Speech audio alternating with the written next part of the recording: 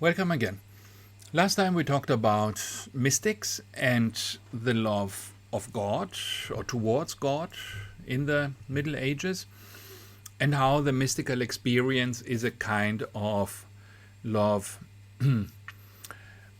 of a human directed towards God, but God is perceived not as a totally abstract and transcendent entity like, for example, the Platonic form of the good, but instead God for the mystics becomes something tangible. It becomes something that I can love in similar ways like I can love a human being. Even perhaps, in a sexual way. And now the next step in this development from Plato through the mystics to our modern world, there is a link, there is a chain how this develops. And the next step in this is the courtly and romantic love, which again transforms this idea of the transcendent good into something even more human. And we will see that what comes out of that is something very similar to what we today perceive to be romantic love. So our romantic love ideals of today have their basis in the Middle Ages, in courtly love. Courtly love is a kind of love that first was only a literary device. It was a kind of poetry that used particular images. Like today you would say a love song. We don't expect love songs to necessarily be true or necessarily say something about our social reality. They are literary devices, but they echo in some way our opinions, or they echo our desires. Although perhaps nobody behaves like in a love song. In reality, the love song still says something about our understanding of love. So in this sense, there also, courtly love was a kind of literature. It was a kind of love song. But soon this was accepted in the Middle Ages as the proper way for a knight to be in love with a lady. And so now it's important to see that we are talking about knights and ladies. We are not talking about farmers. We are not talking about simple soldiers. This courtly love is called courtly because it happens at the court of a king or the court or some higher position, a duke or something. So it's something between noble people. It is a phenomenon of the upper classes. In the same way, like particular kinds of love today would be also associated with particular classes, right? So if you have, it's hard to think of an example now, but you can imagine, right, that different kinds of behavior in love belong to different social classes. And back then, love songs were sung by traveling singers called the troubadours, and these troubadours were also noblemen. At least in the beginning, there was a nobleman, William the Ninth, of whom we will talk later. He was the first of them, and then later, obviously, these groups of traveling singers could also be just people who were traveling along the street singing, so they were probably not always a nobleman. But there are specific properties of this kind of courtly love, and one that is surprising perhaps to us today is that courtly love was not generally meant to lead to any kind of sexual or otherwise union. So the object of courtly love was not to be united with a beloved, to marry her or something like that. Courtly love was, like today, romantic love often is passionate, but in a way that the passion is more important than the result. So the point of it was to suffer. The point of it was to be passionate. The point of it was to elevate the lady into some position by emphasizing her positive qualities. But not to actually possess her, not to actually marry her, right? So these things were kept separate, and the lady would generally be married to someone else, because back then people often married very young, and they married. We know of some queens in the Middle Ages were married when they were 10. So there was not much time before to have some kind of courtship or to approach your lady when she's not married. People were married often at birth. They were already promised to each other for particular political reasons, for example, or financial reasons. So a king would marry the daughter of another king in some other country in order to have a kind of military alliance. And so these young people were already promised to each other. It was already an agreement in place that they would marry each other, no matter whether they liked each other or not.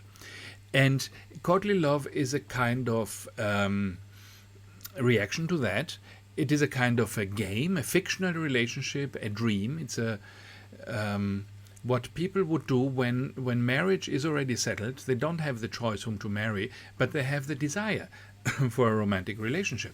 And so the romantic relationship would happen in this fictional world. It would happen as something that happens in poetry and in song, but it doesn't find an outlet in actual behavior.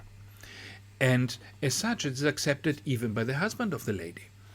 And if you find this surprising, I mean, think of today, where you can be married and then your wife also idolizes some singer, right? For example, she's a fan of the singer and she puts everywhere the pictures and the posters of the singer or a band, and you would not complain. You would not say, we are married, therefore you should have posters of me hanging in your bedroom instead of the singer.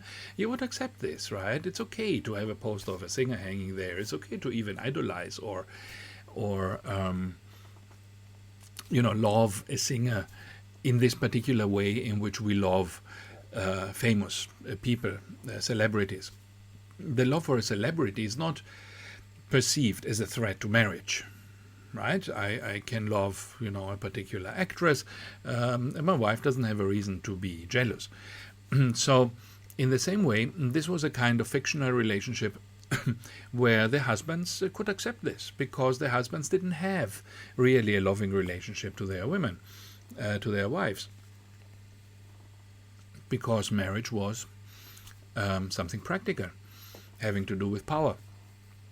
So this whole area of love was open to other influences, and it was open to this kind of more literary dreaming, which happened with courtly love. And so marriages were forced for political and economic reasons and had little to do with love, and courtly love, in contrast, was free and voluntary. People decided themselves. The woman decided herself, I want to love this knight, not because he is forced on me by my parents, but because this is the one I chose. And this was inspired often by Roman poetry, which is much older, 1,000 years older, but it expressed these feelings. And so the people in the Middle Ages read Ovid, a Latin writing poet from ancient Rome. And this is where the words romantic and romance come from, because this means the Roman style of love poetry, right? The people wanted to hear stories in this Roman style of love poetry, which was Ovid's style, and they call this romance. They call it a romance, and they call this love romantic love, because it's love in the Roman style. Okay, this is where this comes from.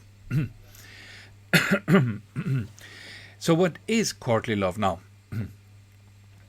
Already in the 12th century, people set out to define some rules of the genre. Marriage, Andreas Capellanus, for example, has a few rules. He says marriage is no excuse for not loving. So this already is a very, if you read it today, would be very controversial, right? Especially in a Christian context, you would say, of course, marriage should include love, but the love of your husband, not the love of somebody else. But here, this explicitly means the love of somebody else, whom you really love, as opposed to whom you had to marry for practical reasons. One who is not jealous cannot love. You recognize again, this is 800 years old, but you immediately recognize that this is a modern sentiment, right? This is something that could be in a modern love song. One who is not jealous cannot love. So love expresses itself in jealousy. This feeling of jealousy, although it's a negative feeling, is interpreted as something positive. It is a sign of real romantic love, and somebody who is not jealous cannot love.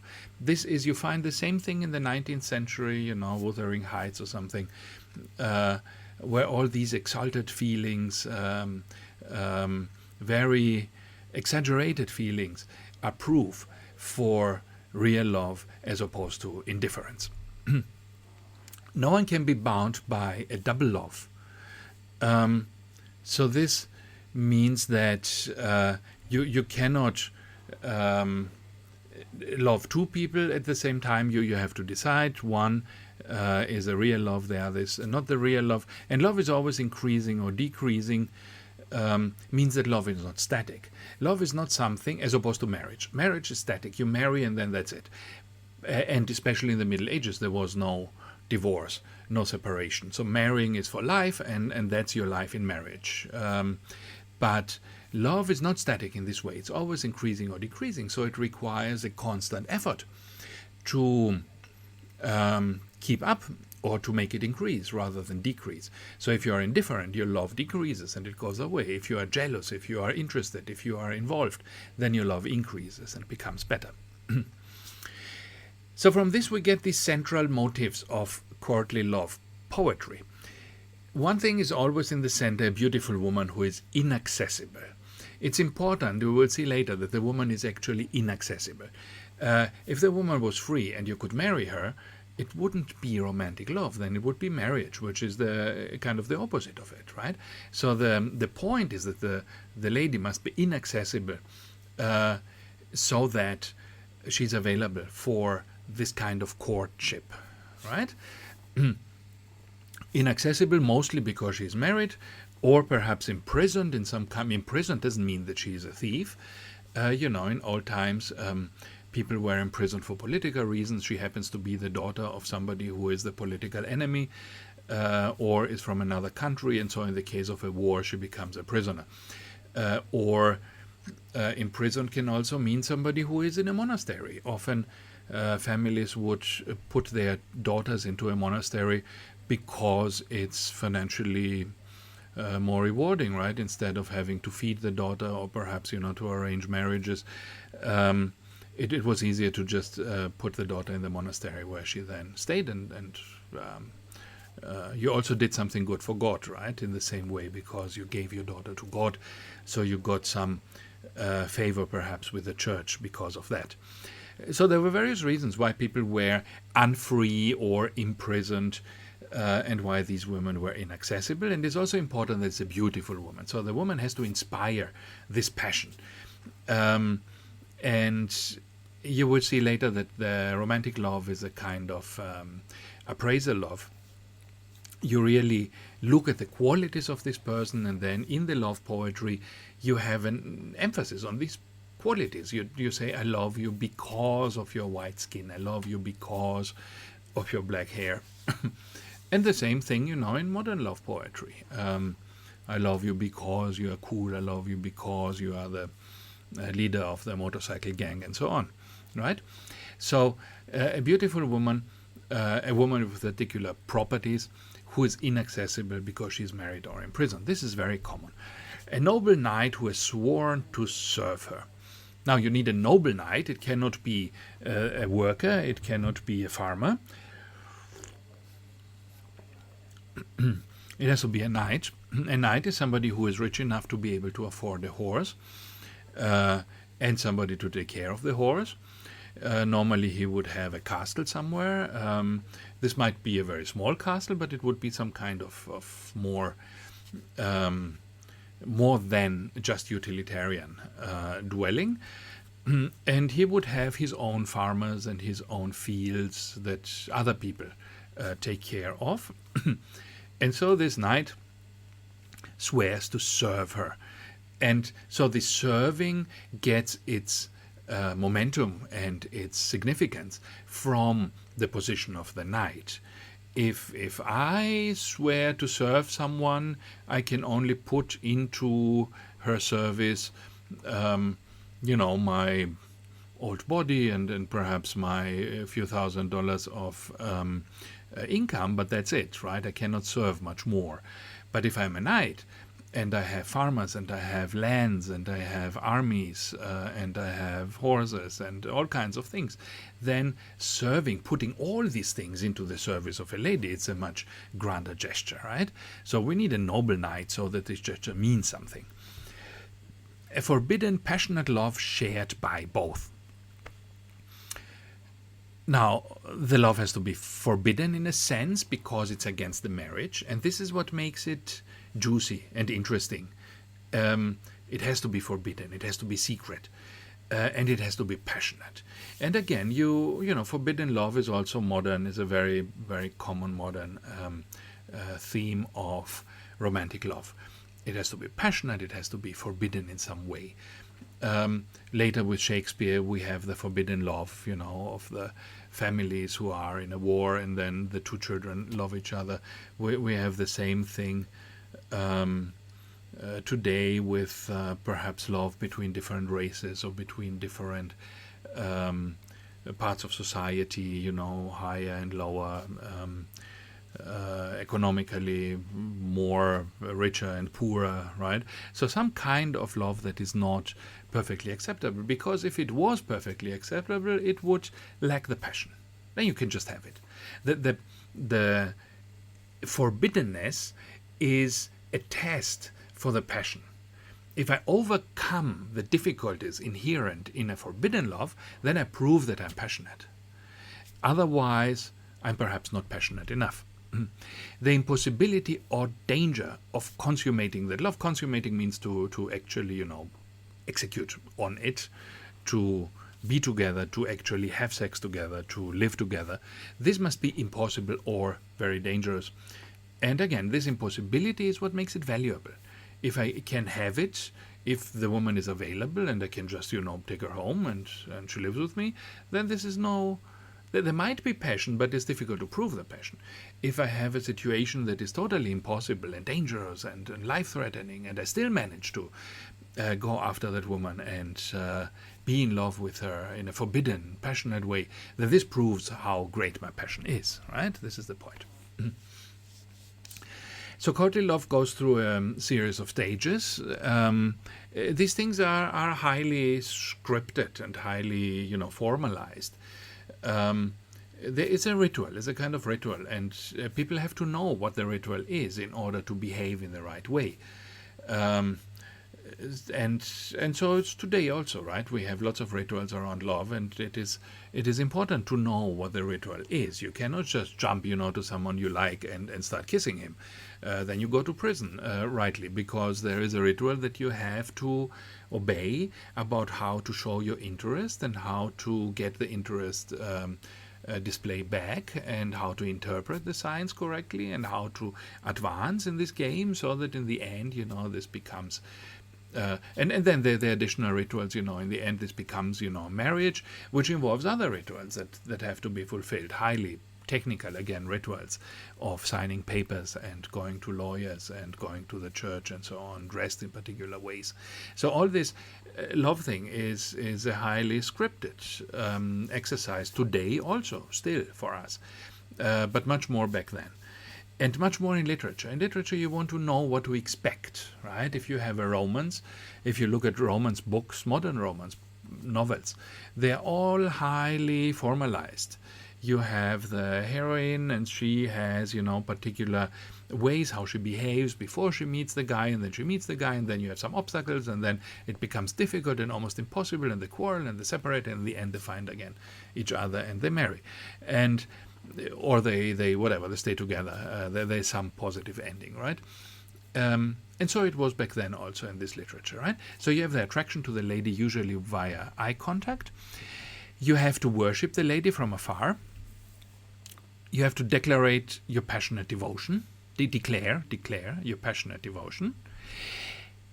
The lady has to reject you initially, which is another test of your passion.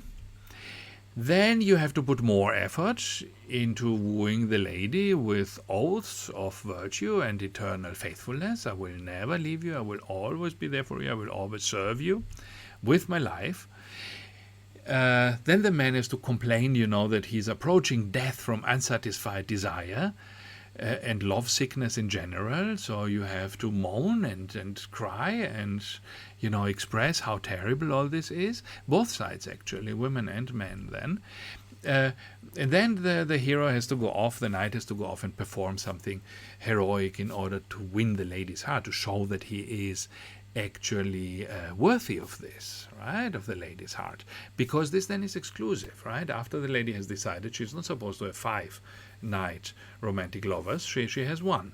So among all the knights, the particular one is to prove that he is worthy of it, and he does this, and he shows his determination again and his passion by doing something heroic, something dangerous, fighting a dragon, killing the enemy, going to war, whatever, dueling, with some other knights who are also interested in this lady. And so these heroic deeds will win the lady's heart. And then we have here, this is from Barbara Tuchman. She mentions 2 more stages, but these we will see are actually not always present, and perhaps they shouldn't be present. At the end of it, the idea is that you have some consummation of the secret love, you have some coming together of these people, but actually we will see in the romantic idea of this courtly love, they are not supposed to come together, and you have adventures and deceptions in order to avoid detection, because it has to be forbidden, right? You remember, it's not that the society likes it, it is accepted, but part of the fun is that it is forbidden. So all these things are contradictory, right? Let's now, for the moment, let's stop here, so that we don't make the video so long, right? We stop here for a moment. We talked about what courtly love is and what its characteristics are and what the stages are. And now in the next part, we will talk more about the particular poems and the people who are involved in this. And we will see more examples of that. And then in the third part, we will talk more about the philosophy and the theory behind all that. Okay, so thank you. See you in a moment.